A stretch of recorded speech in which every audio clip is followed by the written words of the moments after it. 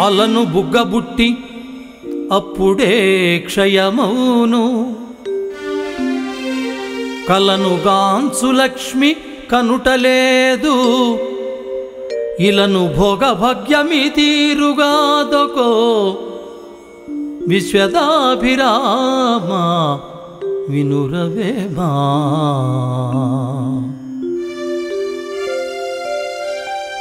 సముద్రపు అలలందు బుడగ ఏ విధముగా పుట్టుచు క్షణమాత్ర కాలము తరువాత నశించుచు ఉండునో, అట్లే ఎల్లప్పుడూ సంపదలు కూడా కలలో కనిపించినట్లుగా ఉండి నశించిపోవును.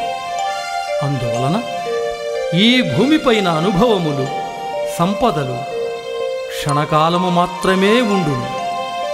ఇది గ్రహించవలెను అంటున్నాడు వేమన.